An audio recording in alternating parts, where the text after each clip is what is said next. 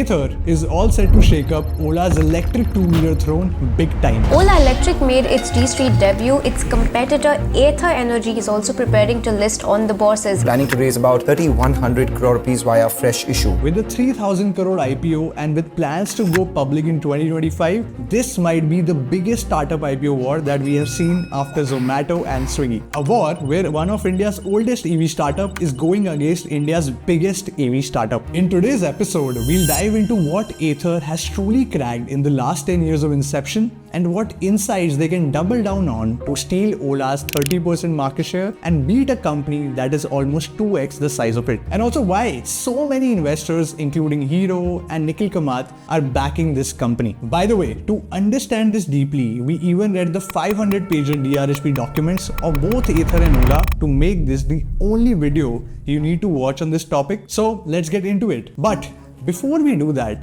if you're new to the channel, then you have landed at GrowthX, an invite-only community of over 3,000 members who are product, marketing, business leaders, and also founders from the startup ecosystem. But coming back to Ather now, let's start with the industry context first, right? See, India's EV wave is here and it's here to stay. What started with the Loverbird in 1993 and Reva in 2000 is no longer the same EV market for us. EVs have become at par and even better than many ICEs, especially in two-wheeler and three-wheeler market. In fact, even government has taken the target to make 30% of all vehicles sold in the country EVs by 2030. So while three-wheeler have the highest EV penetration at 50%, two-wheelers are actually the most sold EVs in country, making 50% of country's entire EV sales. In a nutshell, with subsidies of FAME and other state policies coming up, India has crossed the awareness stage successfully and is transforming towards the more adoption stage for EVs. And this EV wave had just started and is only going to get bigger and better.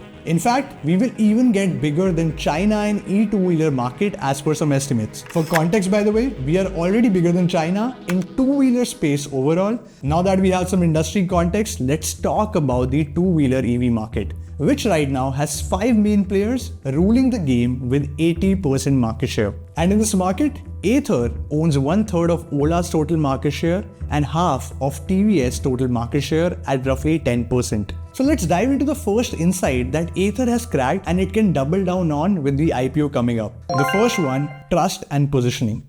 Any automobile user wants only one thing, longevity in their vehicles. Again, a place where Ola has received the most critical feedbacks lately from all of their customers. But Ather has done the word of mouth game really well with trust. But how? See, Ather always knew that they would never have the advantages like their competitors. They would never have the distribution and scale experience like TVS and Bajaj, and nor would they have their own ride-hailing app to market their products to millions like Ola has. So how did they win the trust game? See, founders have been working on this idea since their IIT college days since 2013. In fact, they initially wanted to build a battery company and a charging infrastructure company, but as the vision changed, they went into e-scooters and launched the first 2 models in 2018. These 2 scooters were Ather 450 and Ather 340 and both were priced above 1 lakh even at that time. And mind you, all of this happened 3 years before Ola's entry, 2 years before Bajaj and TVS's entry, and Okinawa was the only current player at that time that was before them. On the other hand, the starting of Ola was very different as the company got into EV space by acquiring the Amsterdam-based company Ather in 2020. But it's been 10 years Ather has been in the game and a lot has changed. But you would see Ather doing one thing consistently, launching less on quantity and more on quality. Ather has launched only 5 models since 2018 and are only now going into bikes. But Ola on the other side has already launched 5 scooters, already announced their bike models and are also planning to get into cars and even 3-wheelers. And they're also making gigafactory to manufacture their own cells. And if you look at the legacy players like TVS and Bajaj, EV still makes only 20% of total sales for them. So while every company that we have so far talked about has been focusing on scooters, as one part of the game. Only Ather has been focusing on the scooter game consistently with all 100% focus for last 1 decade. But there are a lot of reasons why the customer loyalty for Ather is just exponential, and we'll get down to that. But before we do that, I have something super special to tell you. See, if you're someone who is in a product, marketing, strategy role, or even a founder, understanding how your product drives revenue is crucial. That's why we created our flagship 4-week growth program, where you learn the entire A to Z of growth. You'll understand how to acquire customers, how to onboard them, how to retain them, and last but not the least, how to monetize them. By the way, this learning happens along with peers who are leaders, operators, and even founders of some of the top companies in India. And this is taught by program directors who have built and led growth teams at companies like Cred, Dunzo, and Razorpay. And not just that, you'll also learn from CMOs, CTOs, CBOs of India's top startups on weekly freaking basis. See, every week we only accept 50 members to be part of the program. In fact, last week all of our seats got sold out in just under 3 hours. So if you've been on the fence and want to increase your odds of getting in and be part of the next consideration, now would be the perfect time to do so. The link to GrowthX 4-week program is in the description. Awesome. Coming back to Ather. Game-changing stuff is about the tiny things that came across from our user research. Stuff like accurately showing ranges and how much battery that is left in the scooter, to being the first ones to launch tons of utility features for the very first time in the country. Like Ather launched the first Google Maps scooter in the world with the touch dashboards, and even launched the first auto hill support, which does not let vehicles fall back on the hills. Also, EV is not like an ICE vehicle, right? Where you just need good hardware. It's a product where a great hardware should marry a great software. It's literally a smartphone on wheels. For example, Tesla is Tesla because of the great software and not just because of the great hardware they do. And Ather has done a good job not just in the hardware game but also in the software game. And let's look at some R&D figures from their latest DRHP report. If you look at the data of the R&D expenditure on the basis of revenue percentage level, you would see that Ather R&D to revenue is almost 2x to what it is for Ola. And at the R&D team level, Ather has 700 people on their R&D department, a massive 48% of the total on-roll employees, compared to 900 employees of Ola, which is only 23% of the entire on-roll workforce. And Ather has been very vocal about this. You would see Tarun saying this a lot, that they are an R&D focused company and a premium brand, and they want to prioritize quality. In fact, Ather even charges a premium price from their customers for this quality. If you look at the prices, their cheapest scooter starts at 1,10,000 rupees ex-showroom, which again is pretty expensive if you compare it with the cheapest model of Ola S1, that comes at roughly 75 to 80,000 rupees. And yes, all of these vehicles are mostly similar when you talk about range, top speed, and all other basic jazz. So the loop of the company has been simple. Crack one SKU, add most of the reliable features on top of it, charge a premium for quality, and generate extensive word of mouth. Now, company has understood that the premium price scooters won't sell like hotcakes in a country like India without doing phenomenal marketing, and last year they even spent 50 crores on marketing. In fact, 10% of the IPO money would go on marketing only. But while this approach has been good for them to achieve the 10% current market share, what is going to be very interesting to see is how they access the bigger market right now, for which they are using the narrow to wide penetration, the second insight. See, Ather started with a narrow focus on everything, be it geography or product SKUs. For example, in geography, they're currently most penetrated in South, where the 68% of sales are coming from 48% of experience centers. In fact, if you look at the data, EV penetration in two-wheeler overall state-wise has also been highest in South. This again is very different to Ola, which has an 81% market share in a northern state like Haryana. But now Ather needs to expand its penetration north, west, and also east.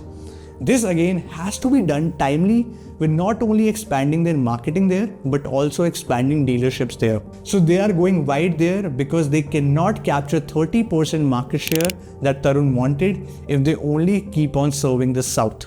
Now, if you look at the product SKUs, Ather has been focused on only performance scooters throughout their life and have never focused on convenience scooters. Now, Ather has realized the insight of Hamara Bajaj, the reason why Chetak was the biggest selling scooter in the country, or why even Activa is the most selling scooter right now in the country. Because everyone in India wants a family scooter that everyone in the family can ride. This is something they ignored forever with the entire 450 series, but now are going to change this. But how? See, they recently launched their latest model, Ritza, Ather's first convenience scooter model, which has a big seating space, is bigger, and is also less sporty and a friendlier version of their 450 series. And obviously they have tweaked other features as well, like giving it more range but less power to make it a much smoother scooter. And it's also their cheapest model, by the way, at 1,09,000 rupees. And while this is the scooter strategy, there's also bike strategy cooking up. Yes, you heard that right. Ather is entering the bike space, and this will open the door to a huge market because 60% of entire India's two-wheeler industry is bikes. This might look exciting, but it will be extremely difficult because this space is again extremely competitive with legacy players already dominating the game, and there are also other e-bike startups who are doing good work right now, like Open Electric, Ultraviolet, Revolt, and many others. Even Ola's bikes would start selling the first quarter of next year. They've already announced the specs and are calling this bike Roadster. But while so far in the video we've talked a lot about the products and all the approaches, we need to talk about something even deeper, which brings me to the next insight of distribution. See, in India, no matter how big your brand is, high-ticket purchases are only going to happen in offline. Forget vehicles, most of the Indian users don't even buy iPhones online. So while there has been a lot of talk about being DTC in automobiles, the fact is that in India, discovery can happen online in automobiles, but the conversion would only happen offline, and you need good stores and dealership partnerships for that. This is where Ather has again taken a very different route compared to Ola. For distribution, Ola has taken an asset-heavy approach, while Ather has taken an asset-light approach. Let me explain. See, Ola has roughly 800 stores throughout the country, all of which are owned by the company itself, which means that so far no one could apply for franchisees and run them. This means a bigger capital expenditure and also bigger operational cost. But now the company is tweaking this with the new partner program, with which Ola wants to have 1800 outlets this year only. By the way, right now, net, all legacy players also like TVS and Bajaj are aiming to have roughly 1000 stores for EVs throughout the country. On the flip side, Ather has replicated the tried and tested legacy player model of using franchisees, where dealer owns and operates the franchisees and then takes a margin on overall sales, making it obviously an asset-light way to scale faster. In fact, only one out of Ather's 220 centers are owned by them, and all of the rest are franchised. But in case of automobile, it's not just about selling scooters, right? It's also about servicing, where Ola has faced a lot of backlash and complaints. So if you compare both the companies, you would see that the ratio of service centers to experience centers is just 60% for Ola, while for Ather, it stands at massive 90%. So while the company expands, it needs to keep doubling on this service center strategy, because this is where a lot of brand trust can be spoiled. And interestingly, this is where Hero's experience may come in handy, because Hero is not only the biggest investor with 40% stake, but also has experience of running India's biggest two-wheeler brand and can help Ather catching up the race fast. Now that we've covered everything on the front end, let's dive one layer deeper into the back end of the companies. The fourth insight of manufacturing. See, manufacturing is where all the companies are investing heavily. In fact, 64% of their IPO funds will be used for this only. Right now, Ather is in the phase 1 of setting up their third factory in Maharashtra, after already establishing factories in Hosur and Bangalore. And once all these factories are operational, Ather will have the capacity to produce 10 lakh automobiles per year. On the flip side, Ola is going even bigger, building an entire EV hub with two major components. One is a gigafactory to manufacture their own lithium-ion battery cells, and the other is a future factory which will be used to produce EVs and all other related components. This setup will also have the capacity to produce more than 10 lakh units annually. But here's where the big difference between Ola and Ather lies. Two things: PLI and vertical integration. Let's talk both. In terms of PLI, which is the production-linked incentive scheme by the government, Ola has a big advantage, because it's eligible for not one, but two PLI schemes for both cell and automobile components. But what does that mean? See, this means that Ola will receive money from government if it meets certain criteria of capacity that it has agreed to under both of these PLI schemes. A big advantage that Ather does not have. Now on the vertical integration end, both companies again have very different approaches. By the way, vertical integration refers to owning more parts of supply chain in-house, so you can have a cost advantage as you scale bigger and you can rely less on suppliers. Companies like Tesla are one of the biggest examples of using vertical integration extremely well. Coming back to Ather and Ola, Ola has gone all in on making lithium-ion cells by themselves, which by the way, more than 90% is imported from China and Hong Kong for almost all of the companies in India. And even Ola has a long road to walk in the cell manufacturing space because it's going to be extremely difficult. Ather, on the other hand, has a very different plan.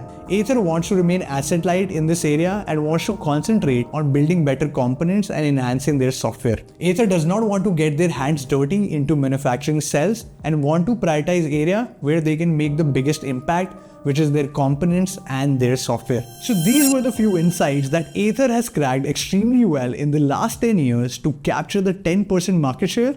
It'll be interesting to see how they steal Ola's throne in the coming years. If you like this video, you would definitely love the last video we did on India's wedding industry. Go ahead and check it out. I will see you in the next one. Ciao.